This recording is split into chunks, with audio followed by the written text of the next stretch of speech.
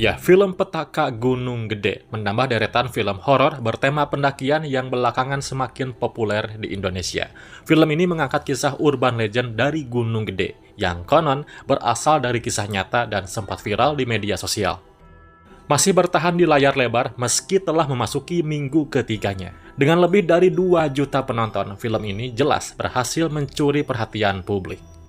Namun angka fantastis tersebut justru memunculkan pertanyaan, apakah kepopulerannya murni karena kualitas cerita atau semata hasil dari strategi promosi besar-besaran? Yuk kita bahas sekarang dan simak video ini selengkapnya.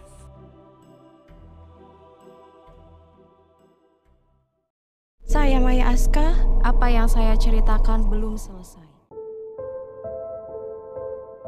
Ya, film Petaka Gunung Gede disutradarai oleh Azhar Kinoy Lubis dan ditulis oleh Upi, serta diperankan oleh beberapa deretan aktor dan aktris muda Indonesia.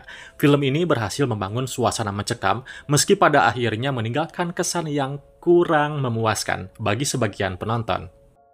Ceritanya berpusat pada Maya dan Ita, sepasang sahabat yang ikut dalam pendakian bersama kakak Maya dan teman-temannya.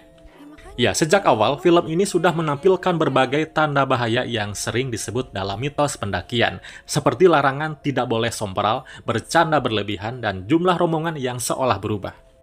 Gangguan mistis mulai terjadi ketika Ita ternyata menyimpan sesuatu yang seharusnya tidak dibawa ke gunung, yaitu dilarang mendaki di saat datang bulan.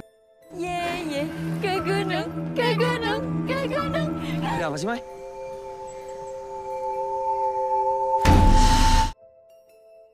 Nah, bagi kalian yang berharap akan menemukan kejutan segar dari horor lokal, Petaka Gunung Gede justru tampak tak menjanjikan sesuatu yang baru. Meski industri horor Indonesia terus berkembang, film ini seolah hanya mengandalkan sensasi dan strategi pemasaran, bukan kekuatan dari cerita, guys. Simple, kisahnya sendiri berpusat pada 2 sahabat, Maya dan Ita, yang memutuskan mendaki Gunung Gede saat liburan sekolah.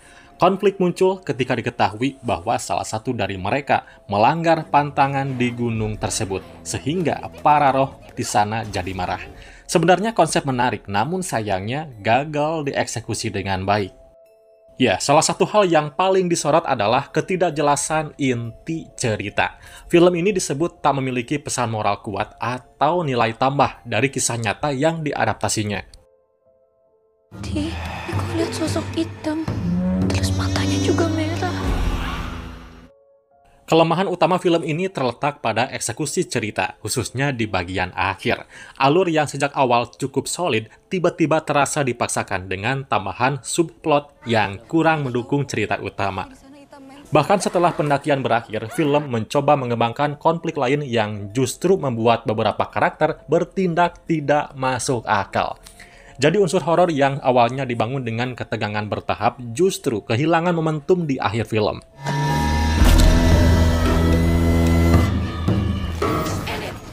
Ya, secara teknis, Petaka Gunung Gede cukup memanjakan mata dengan sinematografi yang apik. Pengambilan gambar di gunung yang sebenarnya menambah kesan autentik, sesuatu yang jarang dilakukan dalam film horor Indonesia. Beberapa adegan berhasil membangun ketegangan dengan baik, terutama penampakan hantu di alas telaga yang digambarkan dengan efek visual yang meyakinkan. Lalu akting para pemain, terutama Arla Ailani sebagai Maya, Azana Asel sebagai Ita, juga menjadi salah satu nilai tambah dalam film ini. Pada akhirnya, Petaka Gunung Gede adalah film horor dengan premis menarik dan eksekusi yang cukup baik di awal. Namun, kehilangan arah di penghujung cerita. Meskipun menyajikan visual yang memukau dan nuansa horor pendakian yang jarang diangkat, keputusan naratif yang kurang matang membuat film ini terasa kurang memuaskan. Tapi bagi penggemar film horor Indonesia, Petaka Gunung Gede tetap layak ditonton kok. Namun jangan berharap mendapatkan konklusi yang benar-benar memuaskan, guys.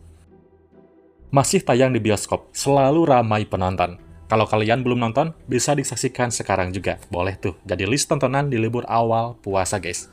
Terima kasih sudah menonton dan nantikan terus konten terbaru seputar film dan series dari channel ini. Bye-bye.